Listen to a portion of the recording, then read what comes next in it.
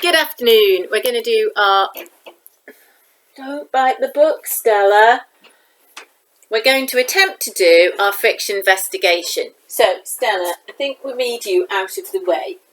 Yes, you're very beautiful, but can you go, please, and help elsewhere, because you're not going to help us. Okay, bye, Stella. Okay, so we're going to do our friction investigation, and we're trying to find out what surface creates the most friction. And we're going to test a few different surfaces out. So, I've set up my investigation in the way that we showed the other day in this diagram. So, I've got my ramp, and that's going to be with this book that's set up, and it's running alongside onto the table, and I'm going to cover the table with different surfaces. Okay, so we've got lots of puppy pads around at the moment in case Stella has a wee. So we're going to use one of those. It's a nice clean one though. So what we're going to do is let the car go at the top of the ramp, and we're going to measure how far it travels across different surfaces. We'll use this surface as a start. I've got my ruler so that I can measure that, and I'm going to need to record that into a table. Okay, I'm going to let you do that. I haven't got my pen here with me. You need to make sure you're organised first. So we're going to let go of the car.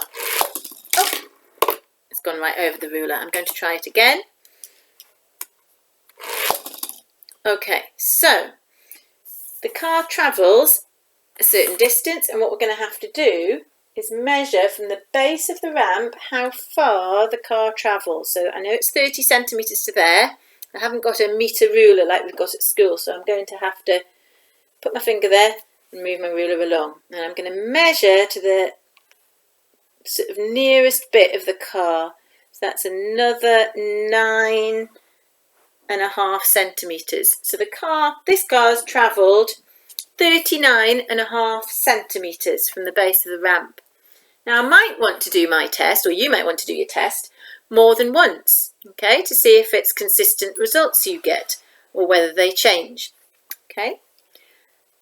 You'll then have to change the surface that the car is travelling over, or a ball's travelling over, if that's what you decide to use. So I'm going to move my puppy mat out of the way, and I'm going to test.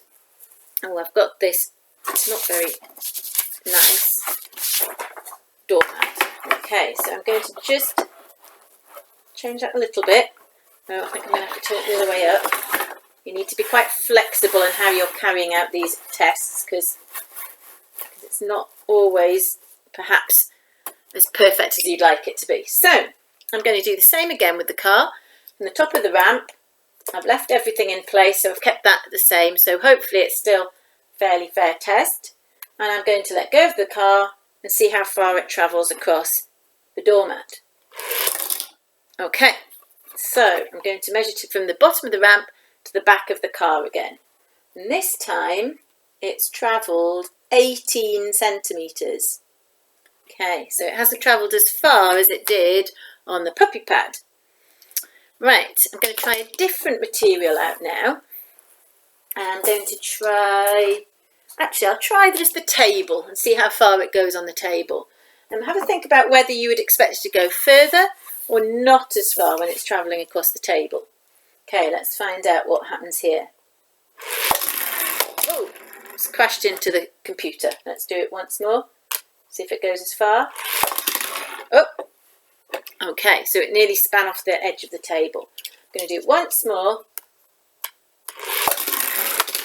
Okay, so it's travelled a lot further each time than both of the others. So I'm measuring from the base of the book, the base of the ramp, 30 centimetres, 60 centimetres, and to the back of the car, it's going to be another 16. So that's 76 centimetres it's travelled over the table.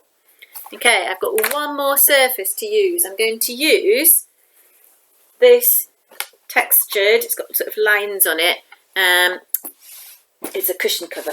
Okay, so I'm going to put it like that. I'm just going to tuck it under the edge of the ramp. Okay, right, we'll see if it goes as far or not as far on the cushion cover. Okay, let's measure it.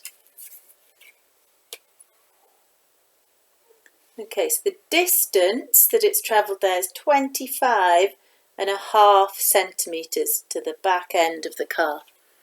So I've collected some results there, and what I'd like you to do is when you collect your results, I'd like you to write them into a table. So you're going to have a column that's got the different materials that you're testing out, and then the distance that the car or the ball is travelling over that surface.